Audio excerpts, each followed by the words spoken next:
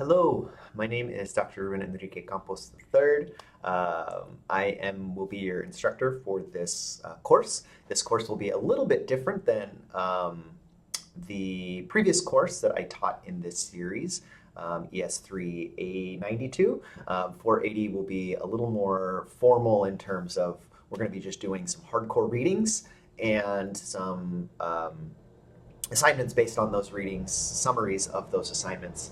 And through that, we are going to get a deep look at what methodology really is and how we need to reconsider our relationship to research and studying through Indigenous contexts, because it is through those kinds of lenses that we'll be able to have a more honest, authentic, and realistic impact on this place. It's very apparent that non-Indigenous Western models for understanding Hawaii and the Pacific are contributing to very tragic and ongoing settler colonial history and logic. Many of these concepts you will have hopefully understood and come to identify with and understand through in the class that was 382. Well, like I said, in 480, we were going to be really digging into those. But now that you've taken that one course with me, hopefully we'll be able to start expanding on that. So anyways, today's designed course, or today's introduction rather, to me is going to be actually rendered in a very interesting way. I just completed an interview with one of my friends in the Malama Aina movement, John, who works with Kalua Kalana and is doing also research. And as part of his research, he was interviewing different people who have taken part in work at Ulupo and with Kalua Kalana.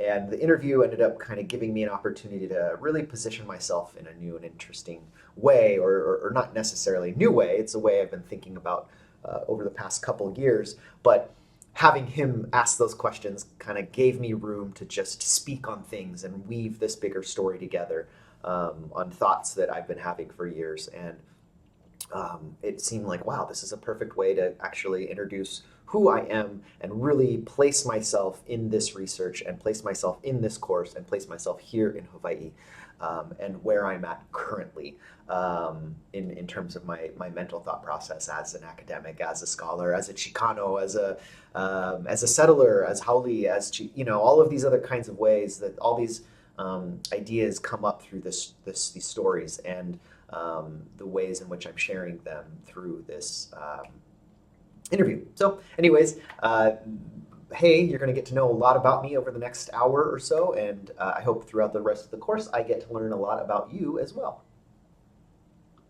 The reason I kind of decided to do this project was because Kailua Kalana has been such a impactful organization in my life.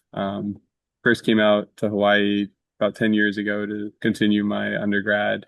And I kind of just saw everything, for the nature and the beaches. And that was about it. And I saw, Kailua as that windward Waikiki. And then after graduating, worked as a kayak tour guide over there and learned more about the culture and the local perspective. And then had some crazy health stuff that kind of reset me to zero, physically, mentally, socially. And during that reconstruction phase, got introduced to Kalana through Akea. And yeah, I guess that was about 3.5, 4 years ago.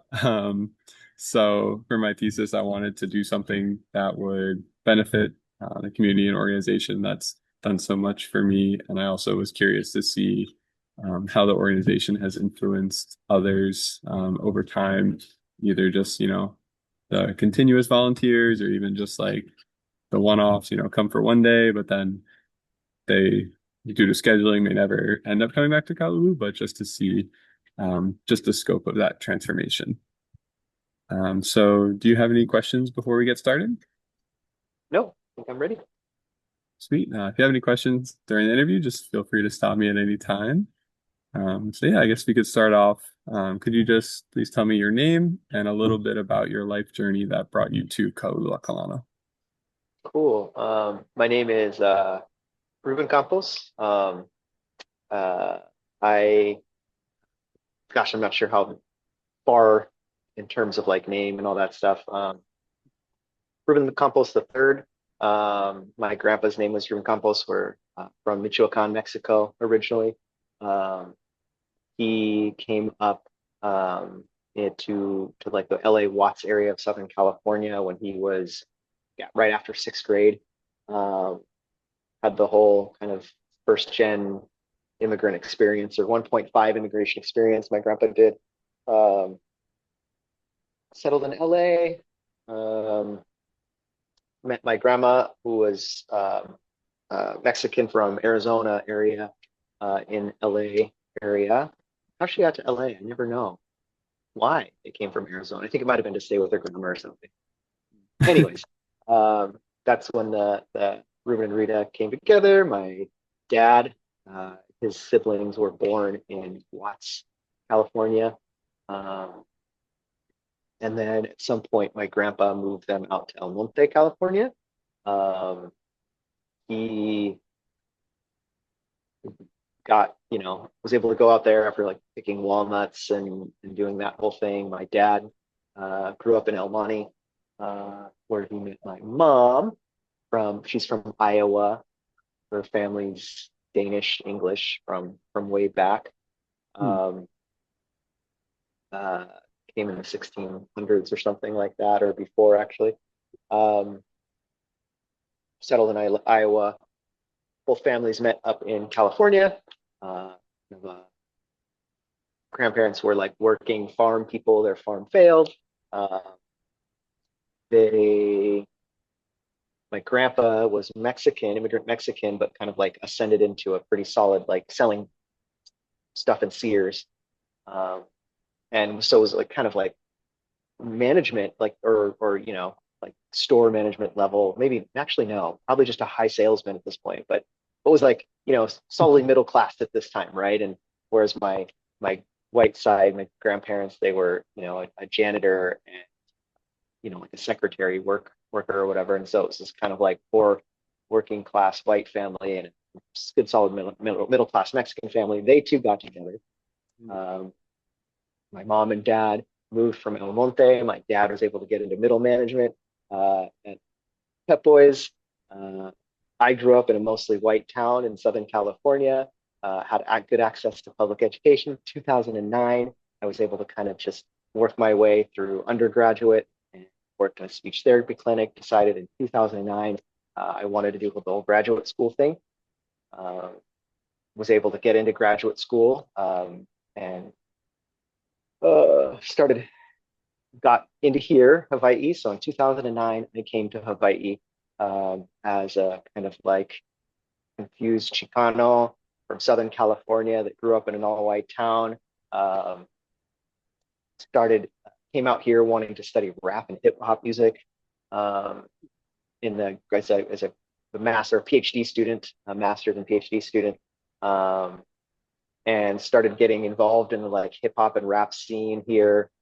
Started learning more and more, started working with indigenous rappers as well as local rappers who kind of really made clear the political history of this place.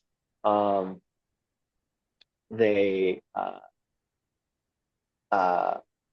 and then started having me got more involved in ethnic studies here at the University of Hawaii, Department of Anthropology, where I was doing my PhD stuff, but my home became the Department of Ethnic Studies, who kept also kind of getting in my head about like, what is community here? Like what's, what are the political issues of here where you're at?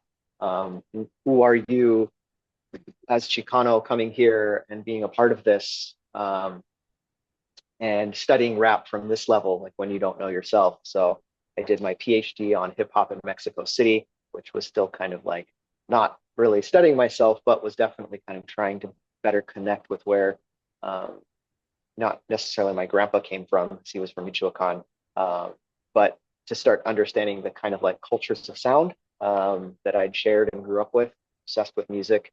You can tell from the research, but really started understanding here from the local hip hop here, the hip hop scene here, trying to figure out who I was, what it meant to be, both Chicano and Haole, and understanding how that meant to place and all of that, and being kind of like white, not white, in a new place that was defined by settler colonialism, a totally different kind of, and by a different racialized structure, right? Again, ethnic studies, anthropology, go study hip hop. Come back in like 2015 to finish up the or start writing the PhD, processing all my kind of time in Mexico City, and then realizing when I came back, I kind of aged out of the hip hop scene, and I didn't want to get back in as a kind of like a researcher out here, and really kind of realized I didn't, still hadn't really made a deeper connection on here, this place, like a really truly deep connection, and so. I started getting more. I got a job here at the University of Hawaii in civic and community engagement, and a kind of a part of that job was working with service learning programs with Ula Passager in the Malama Ina Hupua'a program, and I started getting more and more involved in just Malama Ina, and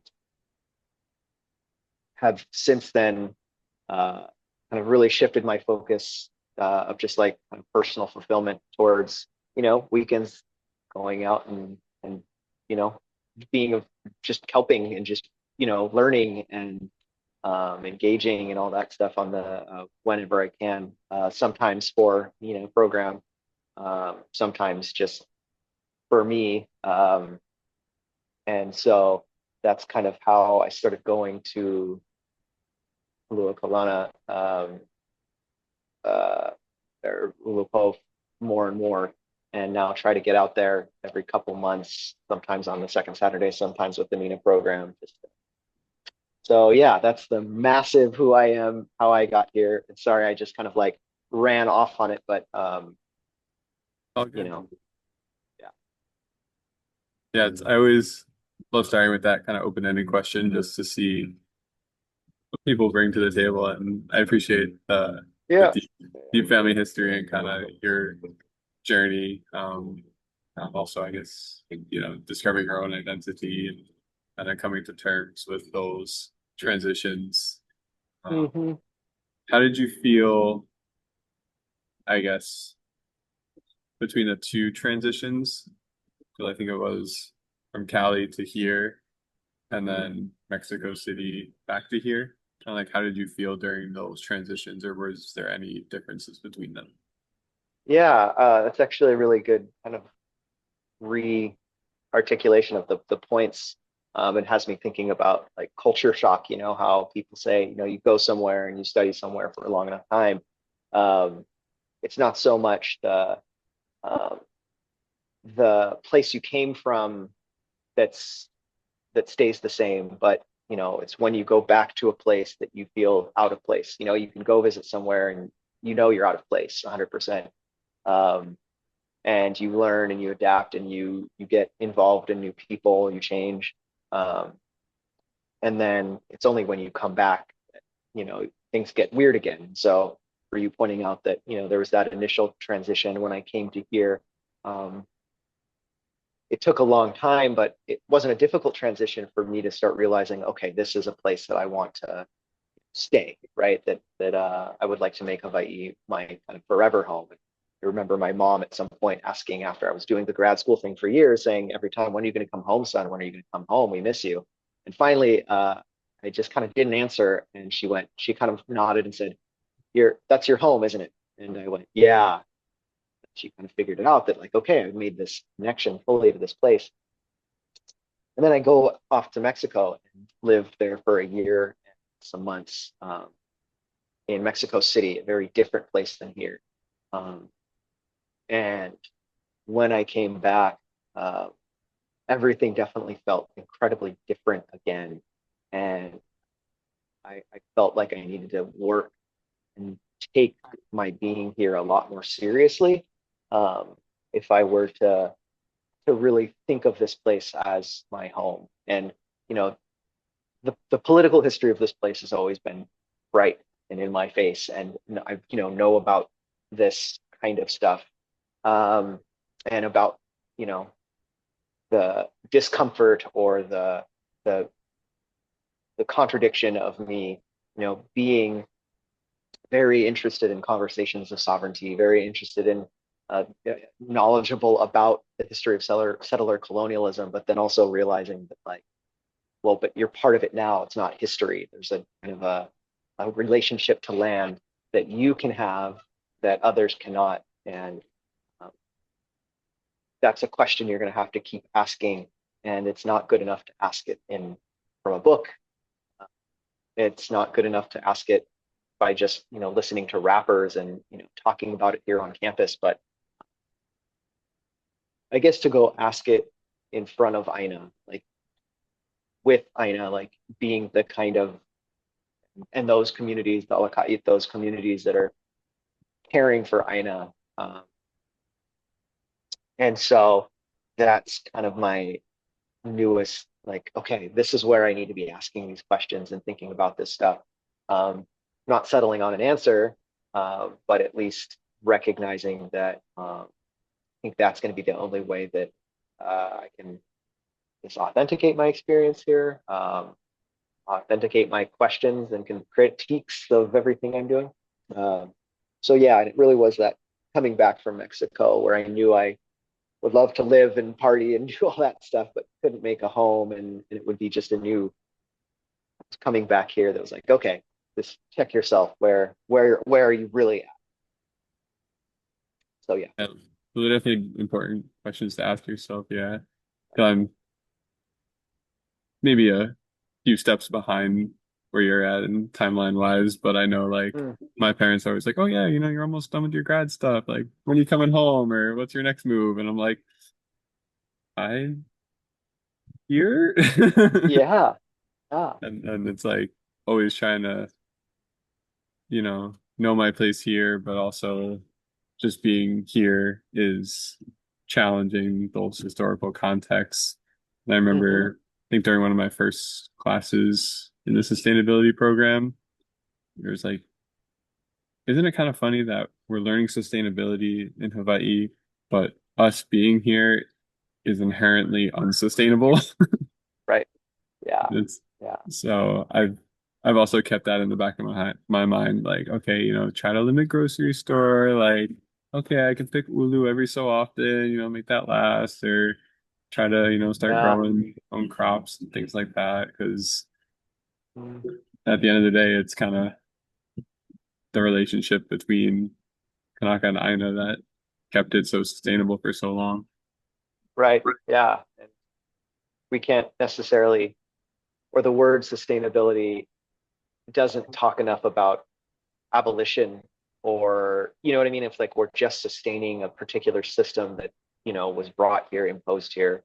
Um, and that's obviously problematic, and there's some needs to be some kind of abolishing of not just unsustainable practices, but sustainability as a kind of Euro-American kind of theoretical paradigm. I don't know, like yeah, it's um, and so it's a weird word, but it's so I'm just appreciating your graduate program work from what level I little know, but that it's happening from there right now.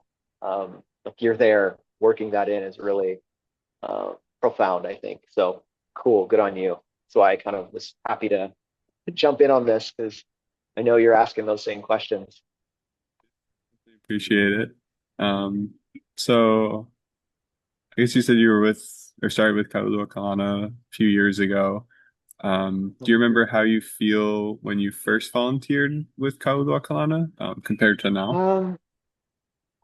Gosh, no, I mean, and it might have been longer than that that I've been going. Um, and I can't remember the first time I went because I'd done some kind of service learning before I went out to Mexico, just here and there, nothing crazy, nothing. But anyways, no, I'm sure I felt the first time I went there, I'm sure I felt a lot more energetic than I do like just in the past 3 years. I've got beat up. Like, like hitting 40 is just a weird, like, oh man, like, so, um, I remember being able to go there and just like be a hammer, like just, not carrying, lifting, doing all this stuff. And, uh, the past couple times I've gone there, I've definitely like realized and made terms with it, like, oh no, I can be a little slower. Like I don't, and especially coming with, young, when I first started coming out, bringing other high school or college students, um, Mm. like trying to keep up with them or showing them up because it was like, oh, like, no, this is how you can put in work. Like, I know you've never done this kind of stuff, but like you can, uh, well, I mean, I say it with all the kind of like stereotypical pride, but you can work like a Mexican. Like you can be like me. You can put in and know that this is a true relationship of like labor and like sweat like that. Um, and there's a source of pride in that. Definitely recently, especially because I'm yelling at my boss to like, it's okay to be a kapuna. Like you don't have to, just chill. You don't have to do it all. Um, Definitely the last few couple times out there have like been like, you know what? I'm not going to be on the like, I'm not going to be moving the pohaku. I'm not going to be just join that team. I'm going to have a day here where I just need to sit and weed. And so uh, I think going to Ulupo that first time, it was so exciting to some of those early times that I went, really exciting to see the kind of like deep labor that you can get change things, right? And um, being just like learning or how much can be done in just a couple hours with a bunch of people and really recognizing the kind of like power of the mana that is in like ulu po, right? Like that something happens out of nothing and just you can change uh, and I didn't. So a student pointed this out the other day, is that you can, when you're doing Malama Ina stuff, you can leave a job unfinished and be proud of that, right? Because you know that no, this is a generational job. Like this is the work we put in here. It's so accomplished. We got this thing done, but look how much more we have to do, and being excited about that. And um, those first couple times, of course, I was just like trying to like, let's finish it all, right? And then realizing that okay, no, because the next time I came, that job was such a small job because now so much more has been done, and getting to be a part of that first time, I'm looking back on it now and just realizing like how exciting it is to be constantly leaving jobs unfinished. Um, but every time you come, you're just seeing so much change, and how powerful that is, that just a couple, you know, like a couple people like you, um, and uh, just get things done over time. And that place has just completely changed and shifted, and it's awesome and beautiful. And it's like, oh, I got to be a part of that, right? And um, so yeah, whatever there was in that first little time I was there started pulling me uh, in a really great way. So Yeah, I guess I've never, I mean, I've thought about it. I've never really like thought about it that in depthly because I know when I started doing Malama Ina work, I was very task oriented. Like, all right, I got to finish this. Or they're like, oh yeah, lunchtime. And I was like, no, no, no. Like, there's still one more corner I yeah. got to finish.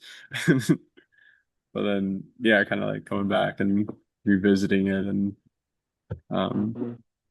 I think what you had mentioned, the student had said how it's like, yeah, it's okay to leave it unfinished because it's a generational thing that'll keep progressing, and Mhm. every little helping hand helps. Yeah. So I guess we kind of touched on it a little bit, but what motivates you to participate in INA and community restoration work?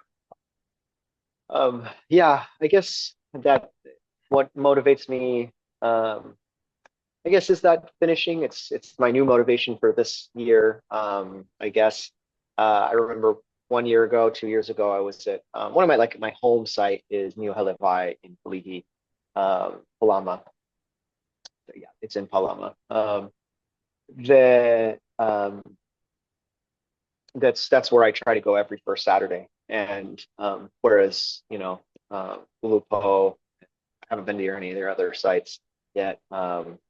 maybe every other month or every other 3 months or whatever.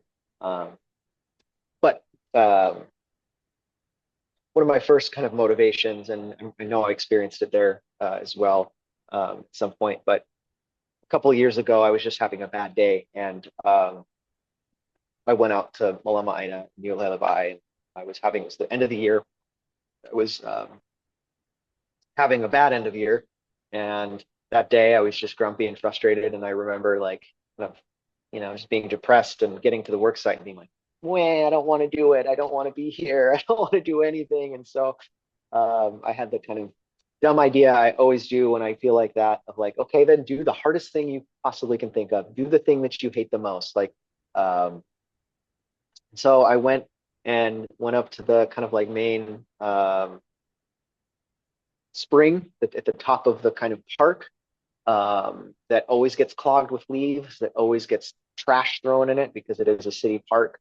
Um, that always gets washed out and muddy and gross, but it's like the main spring that's at the top of this area. There's plenty of other springs, of course, but this one is like important. And I just started clearing it out with some other folks and with shovels and centipedes and grossness. And this day just, it was one of those work days where it started at the worst place. I hate doing that kind of work. Not hate that kind of work, but like that's often kind of work where I'm like, I don't want to do the mucky stuff. I'll do the heavy lifting, but the mucky stuff, nope. So I went and did the muck.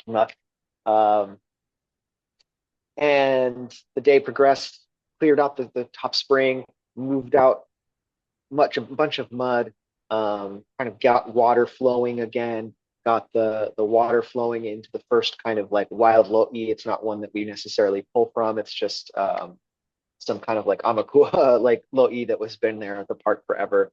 Um, and got the water flowing through that, got down to some a berm of like really bad California grass, just started going ham on that, got that out, got into the major spring, into the pond, and just clearing out more and more stuff. And all of a sudden, that I'm sure that feeling that of when you finally start getting water into a very dry lo'i, and it just starts getting harder and harder to walk in, but you can see all the little channels opening up, and it starts breaking up all that water, and the lepo comes alive, and uh, it gets harder and harder, even though you're getting tireder and tireder, and you're doing the job. And at the end of the day, just had this. They call us in for lunch, and I'm a completely different person. I look up and I see how much everybody else has got done. All of that BS is gone. Brought me there. And that was a very kind of internal motivation of wow, like I can change how I feel about myself through my relationship to this place. Um, and that was a great kind of motivation that carried me for like another year as I was learning about this, what Malama Aina can mean or whatever. Um, then this last year, since I've been going to this particular site for multiple years now on a monthly basis, uh, I'd had my eye on this one lo'i, and it was another year had passed. It was December or January. It's kind of like my anniversary for when I had that first realization about even second year anniversary or whatever, since I'd had that motivational experience. And over the past year, I'd been kind of like working on one lo'i. Is like no matter what else needed to be done in the park, I'd always go in and check on that one and make small little kind of permanent, like let's get this little chunk of California grass out of this corner. It just keeps coming back every time we come back. Let's just get this thing out, and started doing that in a different line. So finally, this last year, turn of year, I finally got a shovel in there, got out this like massive thing of California grass that was just so dug down into this kind of like weirdly constructed lo'i. That place has a history, so it was like cinder block lo'i. Interesting. And uh, uh, that so uncovering the actual rock wall where the Pahakud place, and got this kind of big chunk out that has just been bothering me for months and months and months, where I was constantly having to kind of slowly chip away at this one. Anyways, I finally got it out, and Robert Silva comes over. Goes, you finally finished it. And I'm like, what do you mean? He's like, this is the last chunk of like earth related to the original kind of like work I started here 20 years ago of like clearing out this island Oh wow. and clearing out this piece of land. And it was like, he was like, this was the last chunk. It like I was the one that put the corner piece of the puzzle back, like to kind of like lock this puzzle that he'd been working on for years. And he sees this project and he's like, cool, and moves on, right? Like, it, I'm just thinking about it now is that like, again, you doing a whole 1,000 piece puzzle, right? Over years, 10,000 piece puzzle of like work, sweat, labor, all this kind of stuff. And somebody else comes in and puts that final little like puzzle piece. And so, anyways, this year, like my last kind of motivation is I think maybe kind of on that level of like I need to keep remembering that moment of just doing something huge that for me felt like a year's worth of work of just kind of like slow, methodical, like kilo, like pay attention to this thing, work on this thing, leave the job unfinished over and over and over and over again, have other people do it, um, and uh, and kind of like clearing it out and then making that final like put the puzzle piece in and having him again, like I said, just blows my mind of something that he'd envisioned for years, like going on, like literally years. He started at this place, like you all at there where there was just everything you could imagine. And finally finishing a job that like needed to be done, but just couldn't be done, but took all, and he just chill, like, okay, cool, thanks. Let's go on to this thing. This is another project that's been here for years. And so ever since I've, done that, I've started moving to different parts of that little Indiana, or smaller than that. And just picking new little things and feeling a part of that, like, and seeing other people in that same little E kind of taking command of it in a way of like they're chipping in on stuff and doing things that I'd been planning on doing and seeing them and being like, oh, okay, cool, thanks, and moving on to some other. So, anyways, my kind of motivation and that again occurs every time I go to y'all's sites as well is just that um, that invitation from others to help to put the final puzzle piece in to start a new puzzle has been deeply fulfilling and yeah, motivating. So Hmm. Yeah, thanks for sharing. That was definitely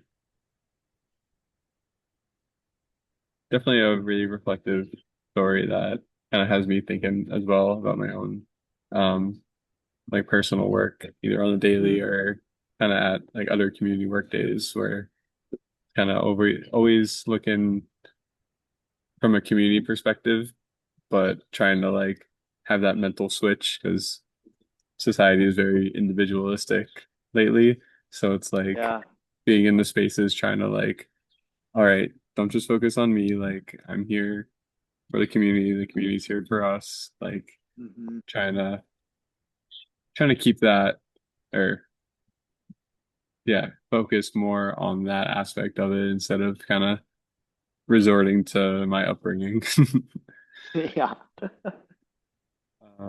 Yes, I noticed that you had mentioned that you were kind of questioning like what Malama Aina kind of means. Do you have any thoughts on that? Like, what does Yeah. Malama Aina mean to you? Yeah. Definitely I don't think I have of kind of a philosophical understanding of it, or a kind of an axiological understanding of it, or an ontological, you know what I mean? Like, um, it's been one of those things that I think has allowed me to maybe think in stories a little more. Um, so kind of the stories that I've shared with you about all of that obviously is something that's been a part of my kind of coming into Malama Aina and kind of those spaces definitely have shifted that. So I think that means something in terms of my actions. Um, my storytelling, but what does caring for Aina and breaking down Aina to the word of like, food. Um, uh, gosh, yeah, I don't have a good definition outside of the actions of it. And you know, the the program that we work with is Malama Ina Ahua. So I can't help but think about Aina also as a lot more interdependent than just the spaces that we're in. Mm.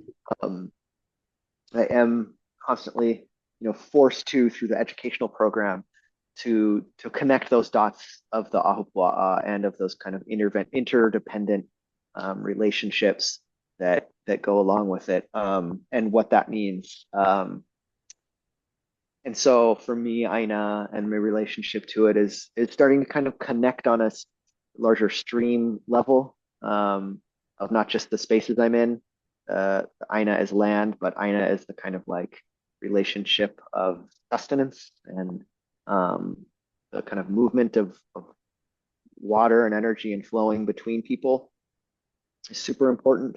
I mean, it's now I'm just kind of like riffing on because like this is on my desk right now, decolonizing research, Mm. indigenous story work as methodology, and that was my like um, my downtime today will be reading this. Um, and it's part of me teaching a class as I'm trying to shift a curriculum away from certain kind of ethnic study style to more of this research based stuff. And it's also just like one of those things like, of course, I need to be reading this literature. Um, I'm at a university. Like I don't have an excuse not to be a part of that. I'm a PhD, um, scholar, even though my job doesn't like that anymore. So my relationship to Malama Aina has been more comprehensive, and has started to shift away from just like, I guess, going and doing service learning, like going and actually caring for the land, right? One of my big kind of mentors in this Zaya Nauta, who's Chamorro um, navigator, but was my coworker for a long time, would always kind of break things down with taking students out to these Mina events, and um, and would ask questions UH students of like, okay, who's interested in sustainability, and all of their hands would go up. Who's like interested in ecological economic systems, who's interested in the politics of sovereignty and Malama Aina, and then everybody's raising their hand, right? It's the kind of not just virtue signaling, but because they're really into it. This is what their college degrees are about. This is the kind of world they want to create. And then she'd be like, okay, who wants to be a farmer? And everybody's hands would go down. And there was this like big drop off of people who were like, yeah, like I'm super into service learning, or service learning is helping me realize the connections of what Malama Aina really means and what Mm. sustainability really means in this place specifically. But no, I don't want to be a farmer. And that was kind of a check on like, oh, okay, you know what? I don't need to my version of Malama Aina. Um, but yeah, the Malama Aina has started kind of meaning something different than just the kind of like farming aspect, because I do now recognize, or I do go out on the weekends and I am taking part of that, and fitting it into what I can accomplish in my, as part of my job. But then I'm also kind of like trying to recognize that, oh, my other jobs can count, or contribute to Malama Aina, even if I'm not always on the land. Yeah. Um, and even though those kinds of career pathways, those kinds of things that like you mentioned, that interested in sustainability, but we're interested in sustainability in a very unsustainable way, right? As scholars, sometimes and none of these are like um, what's it called, monumental identities, but like I'm part of this relationship or part of this university, which is my job career stuff here is not sustainable, or is in some ways detracting from the total kind of like, anyways, um, I could commit completely to Melamine in a different way, and I know that's like the truly important, sustainable way, but my relationship to it here is kind of expanded and kind of recognizing a lot more independence and that I can still contribute in other ways and not necessarily be vindicated of the basic framework. But yeah, kind of a rambling, definitely a rambling one. That was a deeper question than I thought. No worries. Yeah, it's nice hearing kind of the inner workings of people's minds or how they kind of define different words and concepts like that. Yeah. I'm just scrolling through my interview guide, and Yep. I know you've touched on a lot of these already. I guess looking at like the community workday at Ulupo kind of as a whole, Hmm. what, if anything, do you feel is the most meaningful component of the day? Like the morning Um, circle, the Hana, the Mo'olelo, lunch. yeah, I mean Mo'olelo. Mhm. That is such a key transitional time to the whole day, right? I mean, opening and Hana are super important, and they kind of get people on the right, at least me, get me in the right kind of zone, right? They get me in that focused kind of like mode of like, having all of you up there, the introductions, plays a very important role. And I think too, as I watch on a lot of new people, because I get to watch new people there every semester with new students, seeing them kind of lock into that is always fun, right? Because then it's like, oh, okay, no, we're in a like a ceremony space, like we're in a circle, it starts, right? And it's not unnatural. It's just perfectly natural, right? Of just like, yeah, of course we're going to start in a circle. Of course we're going to introduce ourselves to the space, and of course we're going to all lock in on the shared task, and we're going to do it all facing one another. So, yep, opening, boom. And then Hana is like, it's fun. It's work. It's suddenly less ceremonial. You know what I mean? It's because you're Mhm. now in ceremony. Everything you're doing is ceremony. Everything else is locked into this kind of like, you've opened it as a circle and boom, you're there in it. And then you're just doing whatever you're doing, right?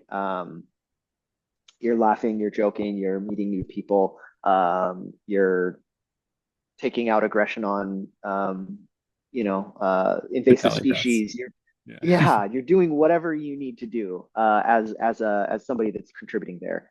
And like I said, I've had days where I just need to be by myself and work it out with the land, Ina. And there's other days where I'm social, like, oh, of course, let's work, and we're on the line together. Mhm. And so any number of things can happen during the Hana.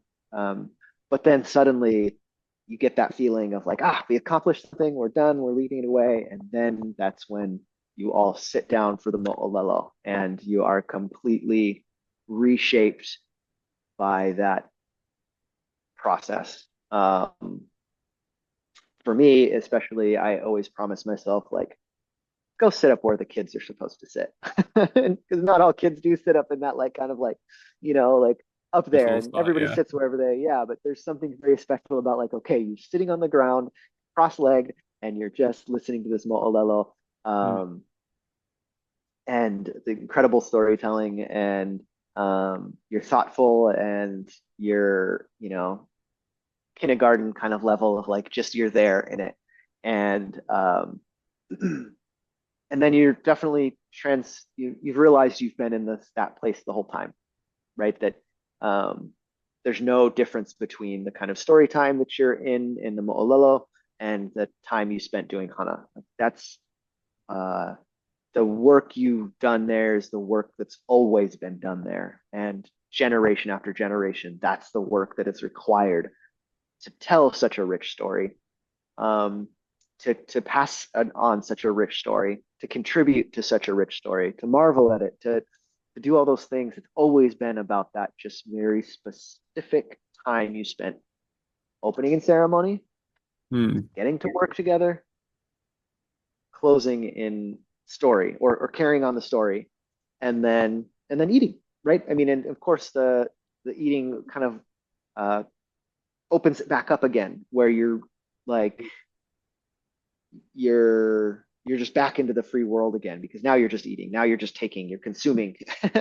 um, that's what we do everywhere. But this time you're consuming um, in a very new way, and you're back to social and you're back to all of that. But that I think that storied moment is the most important one for um, really also recognizing that, yeah, the work has always been the necessary first step on all of this, and that the result of it is good stories and good food. Like, what else? What else is important? You know? And definitely, comes to term with the uncle from Maui that said, like, if you give me this land, I won't be able to employ 800 people, but I will be able to feed them. And, thinking about capitalism and all those other kinds of systems and all that stuff. But that kind of like startling moment where you're like, oh, spent this hours there, and I know other people have spent the hours there. You all have spent the hours there. I'm not responsible for all of those other hours, and yet during my time here, I put in enough work to receive just a full enriching story and a fully enriching meal. Um, and that's how things have always been and should always be. And that moment of Mo'olelo, that moment of story that it's like, oh, it's just you all. I was just working alongside you, and you're telling me this story, like you're that special. Um, so yeah, I guess that's my most important moment, I think. What you all do. Yeah, it's definitely very insightful, kind of looking at it collectively, because usually I'd ask people like, oh, how did you feel during the morning circle? How did you feel during work? How did you feel during each one? But Yeah. kind of how you strung them all together, and then kind of circling back to, Mo'olelo as that cornerstone. And, basically it's food and stories and good company, and that's kind of the core of it. Yeah. Hmm. Thanks for sharing that. Oh, of course, yeah. Um, I guess, have you learned any like lessons while volunteering with Kalu Kalana, either, during one of the Mo'olelo or during the work or anything like that? Yeah, I mean, certainly, yeah. I think definitely all of those moments I described of learning about opening and ceremony, learning about working or the Hana doing Hana together, and true Mo'olelo, all of those are very important, definitely important lessons and connected to, as I said, important times and stories that I've been in there, and um, really cool new flashes of insight that I get constantly every time I think about um, y'all space and the time that I've been going back over time. And again, seeing all those like moments of leaving jobs unfinished, coming back, committing to a bigger job, and getting to be a part of something like, oh, hey, heck, you know, I was here that last time. Um, Also learning a little bit fewer, some lessons in kind of like um, and some of this is other learning that I'm doing here on campus of like the kaikaina kaikuana relationship of like, oh, I have been here enough years to know that if somebody's doing something near me and asks for help, it's okay for me to like help, right? And impose or and give a little bit like, oh yeah, this is something that I experienced last time, and this is what we're experiencing now. Um, and that's not arrogant. That's not trying to control a space. That's not centering me. That's just recognizing that there are, again, relationships of generations in lifetimes, and then, of course, cross lifetimes. And it's humbling. At the same time, it is very empowering. Um, so those are some of the major kind of like key lessons that I think, yeah, I've come away with from working there and in other spots as well. But I'm just starting to like there and then also Pai Pai Ohe, yeah. Um, Ever since I was there for the Kuapa, that the big event where the wall was closed. That was another kind of like keystone moment for me personally. Like, oh, you know what? When I was there and I got to see all that happening, I remember just a couple years ago, the first time I came there. Um, I remember when, like, yeah. So many lessons about myself, the places and politics and story and all that. So yeah, there's definitely lessons. Hopefully the whole interview stands as all the things I've learned. Yeah, yeah. It's always feels like every day there's a lesson to be learned, or at Yeah. least one lesson. Let's see. Yes. Would you say that your you kind of touched on it a little bit, but like your personal habits and personal values, have they changed at all since volunteering with Kalua Kalana? Yes. But I'm also thinking too that it's like, and maybe this is just how things always work when you're learn getting older, is that I found like a lot of these Malama Aina sites are finally places that are allowing me to act with the moral values and kind of political ideas that I've always had, right? And that I was just never comfortable before being in these sites, right? And um, my personal values of hard work, and I made the joke of like working like a Mexican, and I'm really trying to flip that like deeply because there's some other stories involved with like microaggressions and anti-Mexican and anti-Latino racism going on in the world right now that have kind of motivated this other side of my, like I started with that the Chicano side of stories, and I won't launch into a big story or explanation of that, but I will say that yes, these values feel, or the opportunities that I've gotten in all of these sites to engage in this kind of stuff and to recognize it ethically, to recognize it and understand it in terms of values and actions, has felt like, oh no, this is just maybe always who I wanted and always could and wanted to be, and connected in a way that I was missing in other places. Um, and so yes, I feel like all of these have changed, like Malama Aina and have changed me, but changed me in the kind of like giving me permission to fully be in these values, right? I mean, it's like um,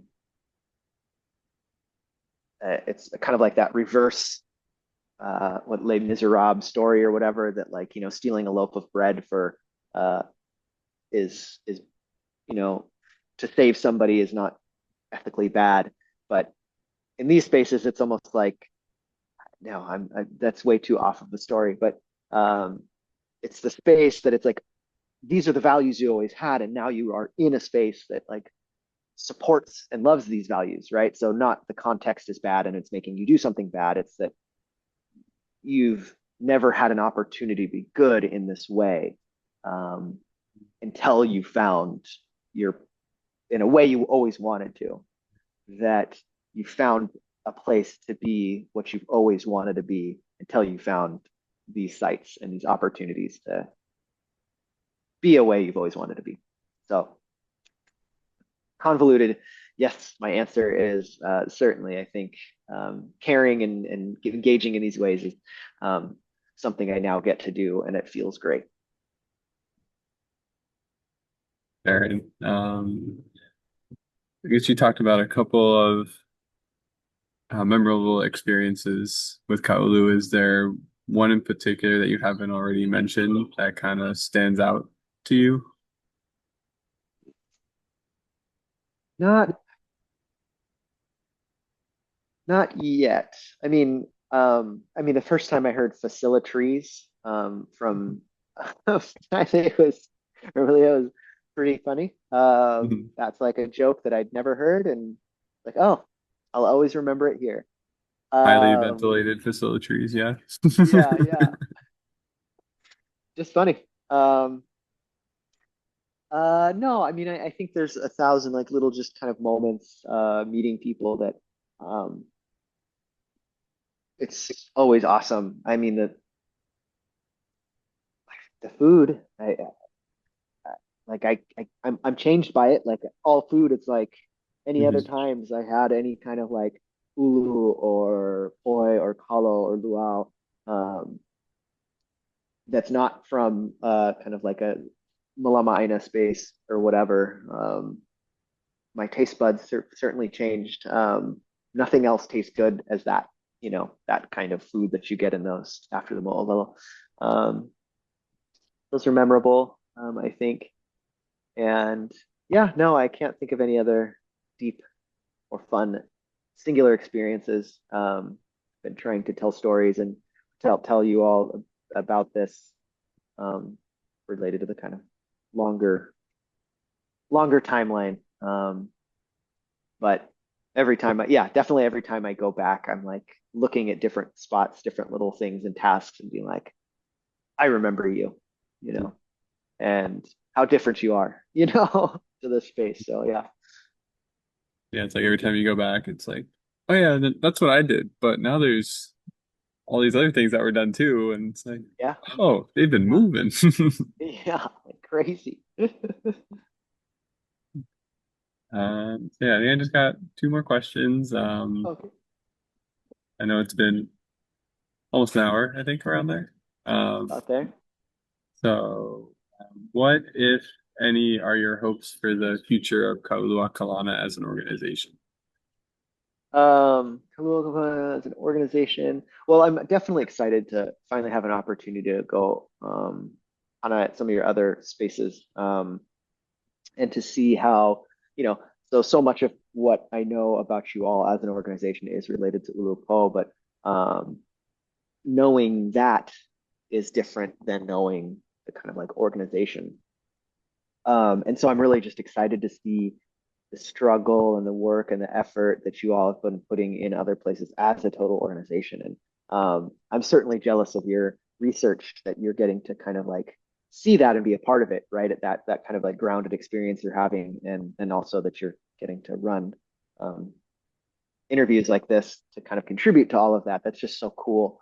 Um, and definitely puts me in the kind of like, oh man, how awesome is research and ethnography and all that stuff, and, getting that. But as in terms of the future of that organization is just, I wish all for all y'all's health, honestly, like, uh, how the fact that every time, I see you all, um, you know, uh, are just like up and awake and working and excited. And I can see definitely the kind of like with every time I see Kaleo, for instance, of like, oh, he's been putting in some hours. He's tired. He's, like he's definitely not just doing this, right? This is not, him just showing up for some, a good weekend like I am. This is his freaking life, like, when I first time I saw you is like also, oh, dude's a like you said you're a line chef, right, as well? Oh Or yeah, Times Coffee Shop, yeah. yeah, and it just like, oh my gosh, like how are you maintaining, um and so I mean, as an organization, I just wish for all of y'all's health, and that Mhm. the work that you all, um so that you can continue doing that work, and so that I can take advantage of more of those sites, and work those into my own growth and development. So um and I know you all like getting new board members and all that stuff. And yeah, I just hope that, um, you keep inspiring that passion in other people and getting more and more volunteers and service learners, and, just hands in the cool projects that, I know are occurring, um, beyond just the every once in a while I can get there. Mahalo. Thanks for Yeah, sharing those kind words. And um, I'm a fan. yeah, it's definitely a tiring job for sure. Yeah. Yeah. And I guess one last question. Is there anything else you'd like to share about your experience with Kalua Kalana? No, I mean, I hopefully my last answer can be, checked as a deep gratitude for all of those that you are going to be sharing this kind of research with, and that if I can contribute to that kind of the voice of those that are you're accumulating or whatever, I mean, again, I know that whole anthropological process, I did it, the whole interviewing process, I did it. You're going to have to do some very tough things of doing all this down into like little flavorful nuggets. And any one of these words or themes can get pushed and pulled in any other kind of way. I know research is going to be, as much as I am jealous of the kind of like work you're getting to do here, I'm not jealous of the kind of final write-up process that you're going to have to go through. It's going to be Yeah. rough because I imagine you're passionate about this stuff, and there's going to be so many nice little chunks of stories you've heard from others and Hmm. ideas and themes, and you're going to be like, but I've only got 90 pages or 200 pages or whatever. So, anyways, um, I guess yeah, that would be my final word would be that last one where I just try to express gratitude to all that, make sure that that message definitely gets passed along. Is that I see you all and appreciate you all. Contributed something great um, to me and to obviously Aina. And I appreciate it. And